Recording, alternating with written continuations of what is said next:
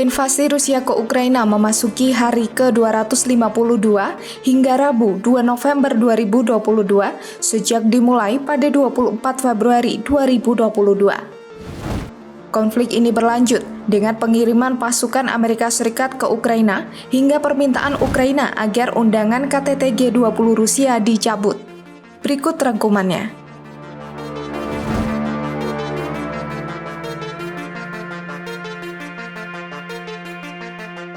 Amerika Serikat dilaporkan mengirim pasukan ke wilayah Ukraina. Tentara-tentara itu disebut melakukan inspeksi di lokasi guna memastikan pasukan Ukraina secara tepat menggunakan pasokan senjata barat yang mereka terima. Selain itu, kehadiran tentara Amerika Serikat juga untuk menindaklanjuti klaim partai oposisi pemerintah Republik yang menyebut ada laporan bahwa kiriman senjata barat berakhir di pasar gelap. Namun begitu, mengingat perang antara Rusia-Ukraina yang masih berlangsung, pasukan Amerika Serikat memilih untuk melakukan inspeksi ke lokasi yang situasi keamanannya memungkinkan.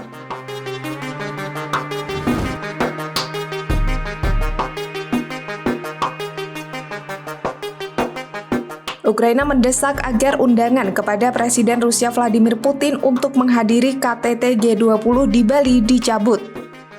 Sebab menurut juru bicara Kementerian Luar Negeri Ukraina, Oleg Nikolenko, Putin telah secara terbuka mengakui memerintahkan serangan rudal terhadap warga sipil dan infrastruktur energi Ukraina.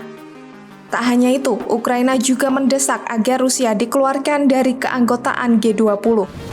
Pasalnya, Rusia dinilai tidak berkontribusi terhadap pertumbuhan ekonomi global atau mempromosikan kedamaian.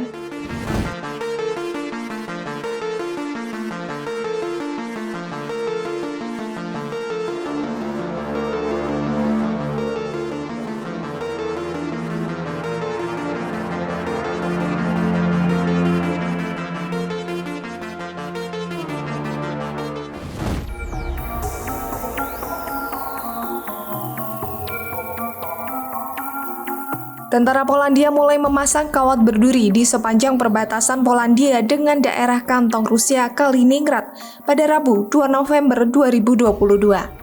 Pemasangan kawat berduri dilakukan untuk mencegah krisis migrasi akibat invasi Rusia di Ukraina. Selain itu, Polandia juga enggan dituduh menjadi sekutu Rusia seperti yang terjadi pada Belarusia beberapa waktu lalu. Zależy nam na tym, żeby granica była szczelna. Wykorzystujemy doświadczenia nabyte w ubiegłym roku, a więc nie ulega żadnej wątpliwości, że ta zapora, ta tymczasowa zapora spowodowała ochronę granicy polsko-białoruskiej, uniemożliwiła atak hybrydowy z terytorium białoruskiego, czy też znacząco ten atak spowolniła. Dlatego też doszliśmy do wniosku, że należy taką zaporę zbudować na granicy z obwodem kaliningradzkim.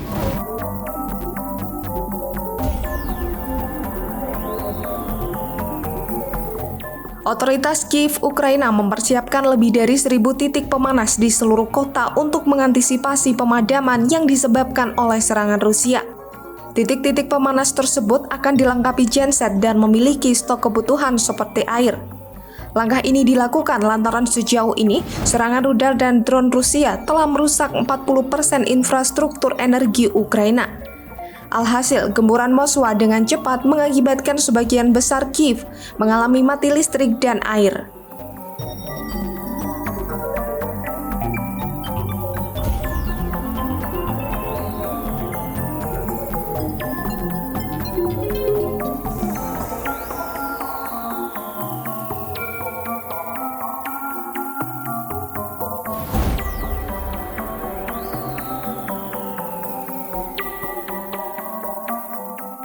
Rusia bergabung kembali dengan koridor ekspor gandum yang dikelola PBB dari Ukraina setelah menarik diri gara-gara serangan drone terhadap kapal perang Rusia di pelabuhan Sevastopol. Perubahan kebijakan Moskwa terjadi 2 hari setelah konvoi besar kapal Ukraina berhasil memindahkan sejumlah besar gandum. Menurut Kementerian Pertahanan Rusia, pemerintah telah menerima jaminan tertulis dari Kiev untuk tidak menggunakan koridor biji-bijian Laut Hitam guna operasi militer melawan Rusia.